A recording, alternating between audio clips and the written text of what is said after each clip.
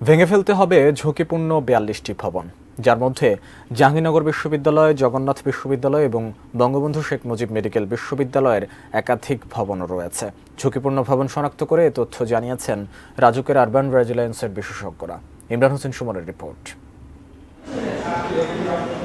অপরিকল্পিত নগরায়নের জন্য রাজধানী ঢাকার বদনাম বহু পুরনো। রাজুক থেকে নকশা অনুমোদন নিয়ে ইচ্ছেমতো পরিবর্তন করা, আবার কোথাও নকশা অনুমোদন না নিয়েও ভবন নির্মাণের ঘটনা এই রাজধানীতেই। এই ঢাকা শহরেই আছে খুব ঝুঁকিপূর্ণ ভবন, যেগুলো এখন ভেঙে ফেলতে হবে।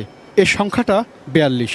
এসবের মধ্যে সরকারি হাসপাতাল, বিশ্ববিদ্যালয়, কলেজ ভবনও রয়েছে। রাজধানী উন্নয়ন কর্তৃপক্ষ রাজুকের আরবান রেজিলিয়েন্স প্রকল্প মাঠ পর্যায়ে ৩,০০০-এর বেশি ভবনে অত্যাধুনিক যন্ত্রপাতি দিয়ে গবেষণা করেছে কয়েক বছর ধরে। গবেষণায় ২ শতাধিক ভবন পাওয়া গেছে, যেগুলো পুনরায় সংস্কার করতে হবে। বিল্ডিংগুলো নিজে কিন্তু ভেঙে পড়তে পারে। আমরা যদি ভূমিকম্প সহনীয় এগুলোকে করে নিতে পারি, কারণ রাজুক যে ম্যান্ডেট দিয়ে উরুকে এস্টাবলিশ করার জন্য ওয়ার্ল্ড ব্যাংক ফান্ডটা দিয়েছে, সেই ম্যান্ডেট নিয়ে যদি আমরা আগে যেতে পারি, তাহলে আমি মনে করি যে আমাদের ডিজাস্টার কমপ্লায়েন্ট সিটিতে আমাদের শহরগুলোকে করতে হবে। রাজধানী ঢাকার ভূমিকম্প, ভবন ধস, অগ্নি দুর্যোগ সহ জরুরি ঘটনার ঝুঁকি মোকাবেলায় কাজ করার জন্যই এই প্রকল্প নেওয়া হয়েছে। ধীরে ধীরে এই প্রকল্পের অধীনে রাজধানীতে বহুতল ভবন নির্মাণ হয়েছে, যেখানে আধুনিক সুবিধা সম্পন্ন একটি পরীক্ষাগার তৈরি করা হচ্ছে। এটি পরিচালনার জন্য ১০০ কোটি টাকার বেশি মূল্যের অত্যাধুনিক যন্ত্রপাতিও কেনা হয়েছে।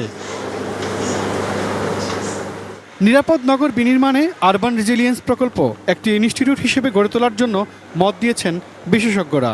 আমি মনে করি যে সিএস আইডব্লিউর মতন এই রাজুকে যে ইনস্টিটিউটটা করা, আমরা ওই প্রপোজালটা দিয়েছেন, আরবান রেজিলিয়েন্স ইউনিট একটা আলাদা ইনস্টিটিউট হবে, যেটা পুরো বাংলাদেশের যত বিল্ডিং আছে সেগুলো চেক করা সক্ষম হবে, মাটি চেক করা সক্ষম হবে, ওইভাবে ইকুইপমেন্টগুলো পারচেস করা হয়েছে। রাজধানী ঢাকাকে যে কোনো দুর্যোগ থেকে নিরাপদ রাখতে এ প্রতিষ্ঠান কেন্দ্রীয়ভাবে সমন্বিত এবং স্থানীয়ভাবে কাজ করবে বলে জানিয়েছেন রাজুকের প্রধান নগর পরিকল্পনাবিদ। এই প্রকল্পের একটা কম্পোনেন্ট ছিল যে প্রকল্প যদি শেষ হয় তাহলে সমগ্র ঢাকা শহর না, সমগ্র বাংলাদেশ যাতে একটা রেজিলিয়েন্ট কমিউনিটি তৈরি করতে পারি।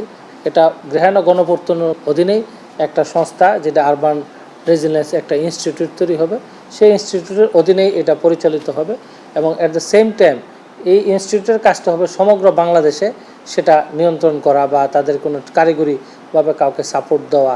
Imran Hossain Suman, ATN news, Dhaka.